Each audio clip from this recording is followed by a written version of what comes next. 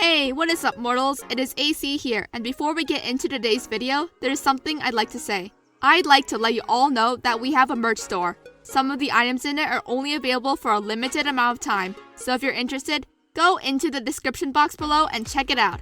Each purchase helps us make more content. Secondly, if this video hits 300 likes by the end of the week, we will continue this what if. Thirdly, if you didn't know, only 41.3% of you guys are subscribed to us. So please hit that subscribe button and click the bell icon. Now, with that out of the way, let's get into the story. The ball fell limply against the ground after slicing the air, and silence flowed in a cacophony of anxiety. Staring at Shota head-on, Izuku swallowed his anxieties and met the man's eyes with his own determined gaze. Faced with such an attitude, Aizawa couldn't stop the grin that split his face. And then the silence was abruptly interrupted. A popping, cracking noise made itself known from behind them, and Izuku's nerves immediately turned cold in nervousness, tightening his hands as he turned around to stare at his childhood friend. Deku, you lying shit! Tell me how the hell you did that or I'll tear your face off! The boy snarled ferociously, crimson eyes wide in an emotion Izuku couldn't determine. Fury, fear, disdain, and despair all seemed to swirl within Katsuki's pupils in a vicious mixture of intensity he couldn't really grasp properly. He saw the exact moment those feelings burst and the blonde snapped, digging his feet into the dirt and sprinting towards him with all the ferocious strength of a proud man scorned. And was promptly stopped by Aizawa. In the blink of an eye, the pro had leapt towards the explosively tempered boy and wrapped his scarf around his frame.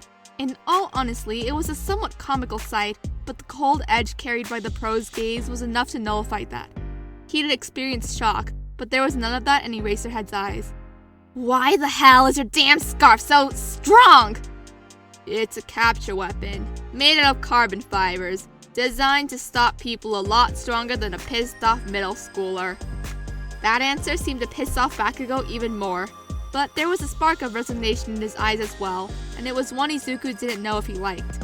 Either way, Bakugo scoffed as Aizawa released him from the restraints he'd been put under, glancing at the green-haired boy with a scowl on his face before storming back to the rest of his class. Izuku followed suit, hesitantly, and took his place next to Uraraka. That was intense! But still, a chance to use our quirks? That's pretty fun! Exclaims the colorful girl with pink skin and horns, attracting Izuku's attention for a second. His cheeks flushed scarlet at the intense comment, but it was natural for someone looking from the outside to find the situation between him and Kachin odd, he supposed.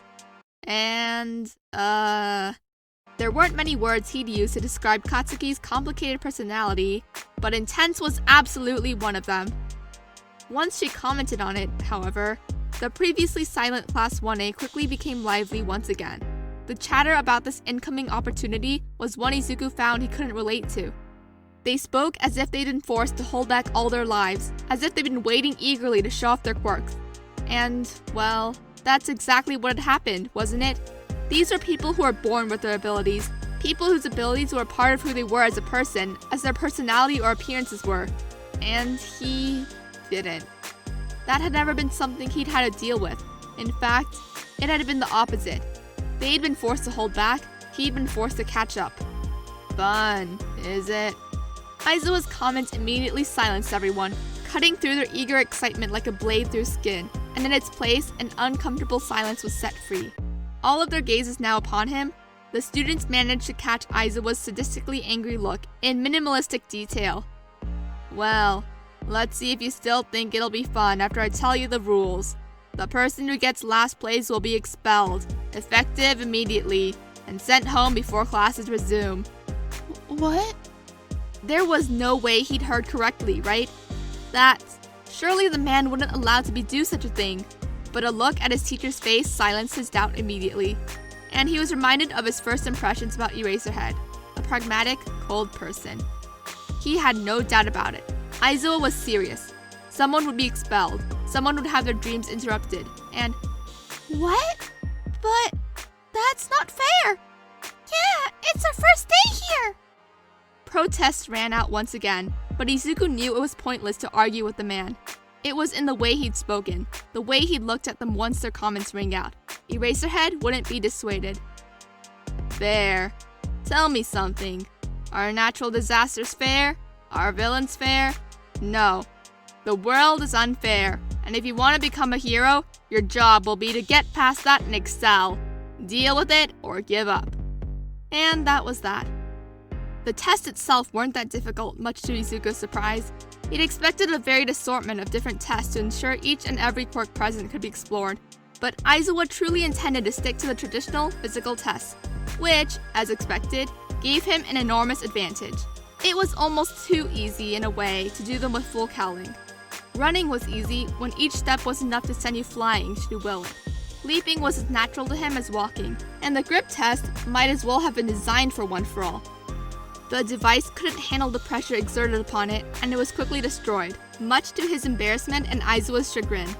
The sidestepping test was a bit harder as it required a finer control than he was confident he had, but even on that he scored highly. By the end of the test, he was confident he'd scored well, and thus simply couldn't share in the anxiety that seemed to permeate the skins of everyone else present, save for Bakugo and 2 others he wasn't well acquainted with. The reveal of the score screen came more to sate his fears about one of his new somewhat friends being expelled than he himself. As expected, he'd scored well. Very, very well in fact, because the name Midoriya Izuku stood proudly atop every other, claiming first place and all the attention that came with it. It was almost unfair, he mused to himself, because others had been just as deserving. The girl with the ponytail, Yaoyorozu Momo, had used her quirk in creative, innovative ways to get by, and even Bakugo had given it his all and then some. Meanwhile, he'd just aced it with the power he'd been given. The last place went to a boy called Mineta Minoru, and Izuku briefly recalled his surprisingly good performance at the sidestepping test with a wince. It didn't feel fair. The boy was clearly creative, if nothing else, and his quirk was a versatile one, useful for capturing villains and immobilizing things. To force him to compete with others in purely physical tests when his body clearly wasn't designed for that was unfair. Minoru didn't have the most pleasant personality, judging by the way he'd been looking at some of the girls. But if Bakugo could become a hero, so could the short boy. And yet... Mineta, you're out. Go see the principal. Maybe he has room for you in the general department. The world of heroes, Izuku mused, his sorrowful emerald orbs following the short and tearful boy as he dejectedly walked away from the class, is surprisingly cruel. Though some certainly heard his statement, no replies were offered, and so the class was forced to withstand the deafening silence. That day, only a single boy's dreams were shattered, but who knew who would be next? Before we get back into the story, I would like to say that we've got a second channel called Anime Deep Dive. Anime Deep Dive goes over the hard facts of the anime presented. Now, in case you guys didn't know, we have a third channel called Anime Theory. Anime Theory mainly focuses on a large variety of mind-boggling anime theories. If you're interested in content like this, please go check the description below or click the eye icon in the top right corner. Now with that out of the way, let's get back into the story. Walking to the train station with Ida by his side, Izuku took the opportunity to think about the day and everything that had already happened. Try as he might, he simply couldn't keep his mind from the boy that was expelled, and the way Aizawa hadn't hesitated to do so.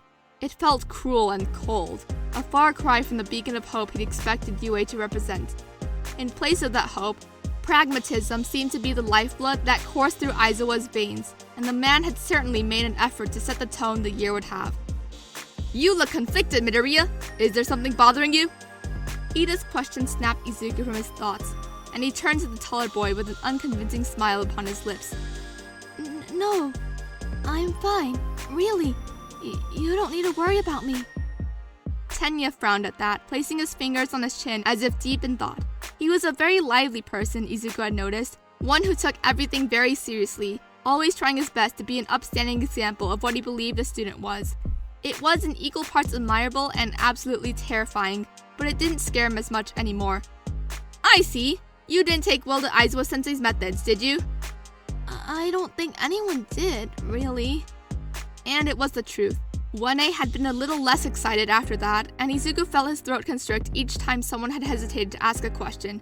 To finally achieve your dream and immediately be confronted with the harsh reality that it would be taken away from you at the slightest mistake. That was just too cruel.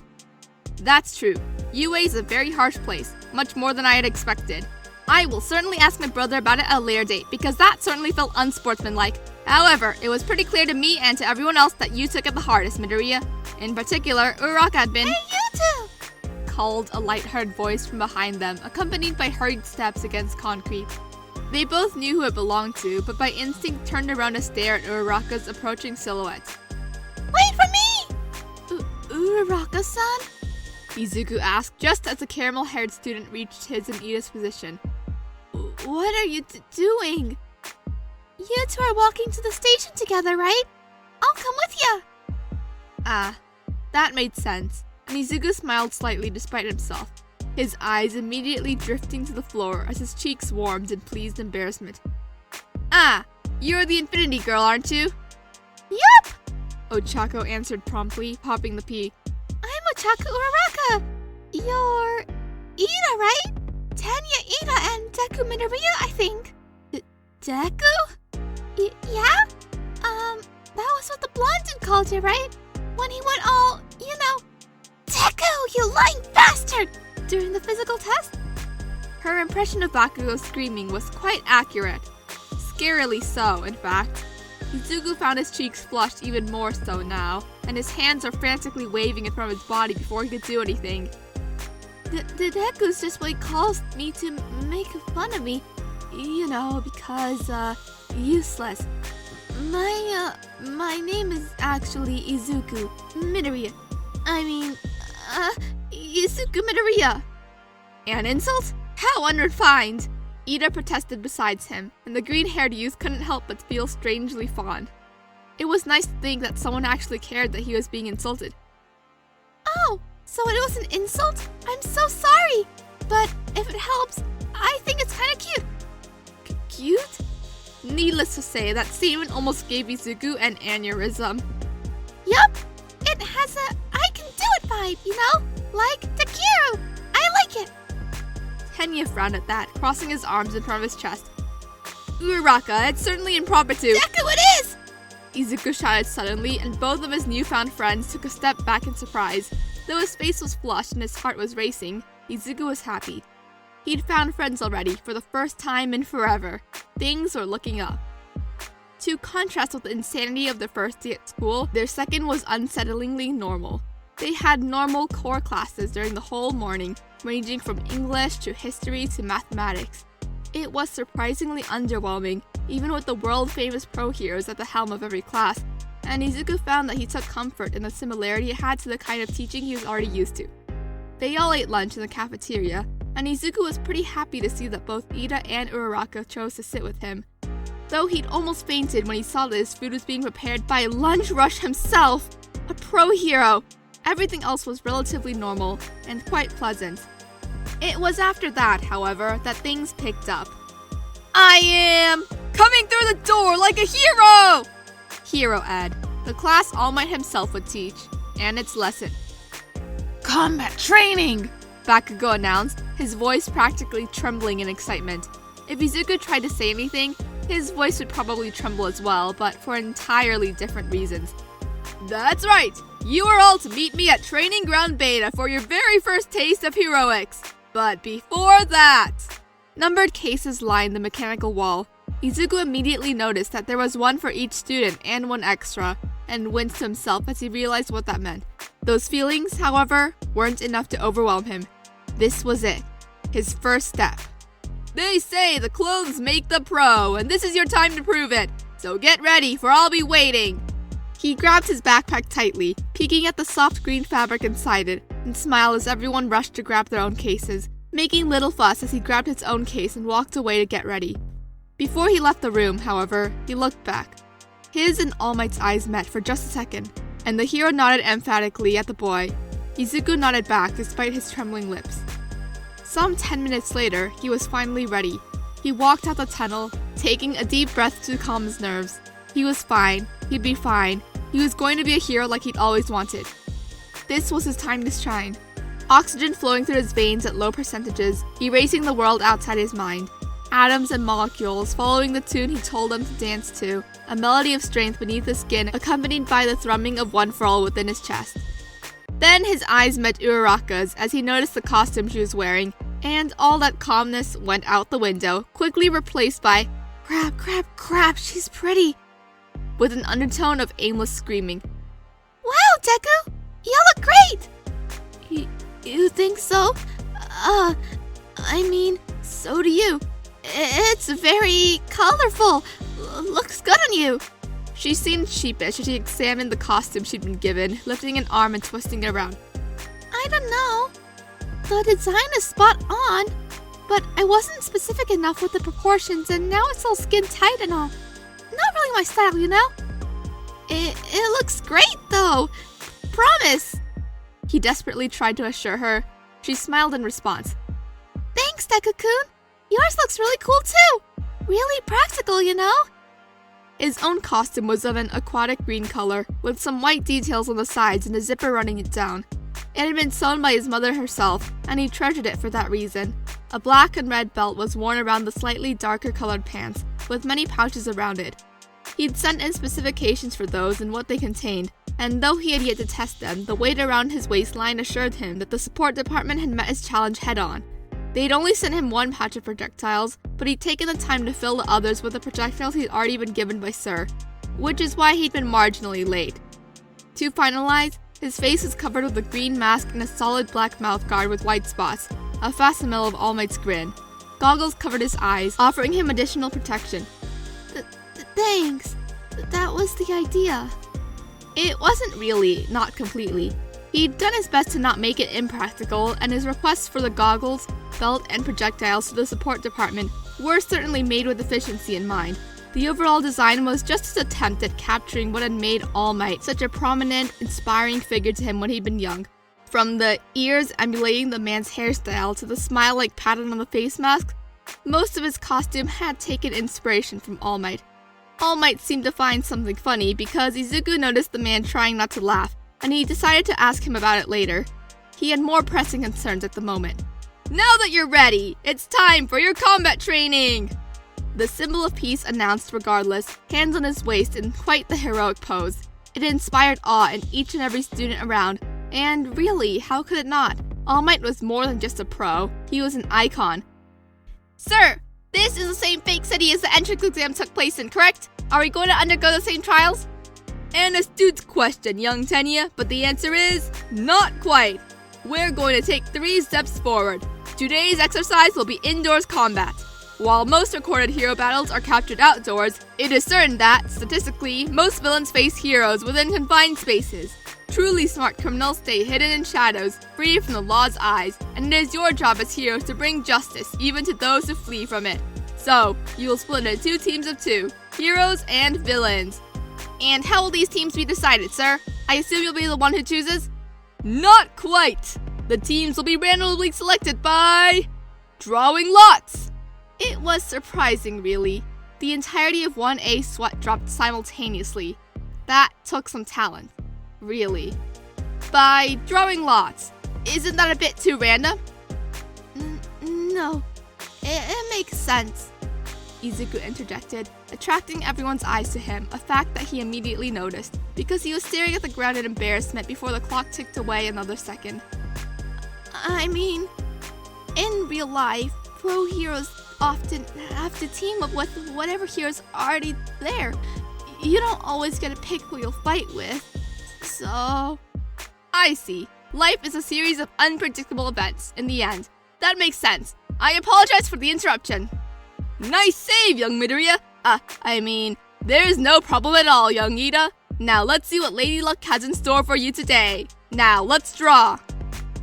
And draw they did. Izuku stared at the piece of paper in his hand, labeled A, and smiled to himself when he was approached by Uraraka, who carried a similar paper. That smile, however, quickly faded as he saw who his opponents would be. Team D. Bakugo and Ida. I'm going to die, aren't I? Izuku muttered. Thank you all for watching the video to the end. Now there are a few more things that I'd like to go over before the video ends. On behalf of We the Celestials, I'd like to thank the writer of this video and editors for this video. Their details will be in the description. If you're a voice actor, editor, or writer, or you're interested in becoming one of those, go to the Discord that is in the description of the video and hit up the head of one of those areas. We're always looking for members to join us. That's it from us for today's video, so thank you all for watching, and don't forget to hit that subscribe button if you're interested and hit that like button if you liked the video. Until next time, peace out mortals, have a fantastic day.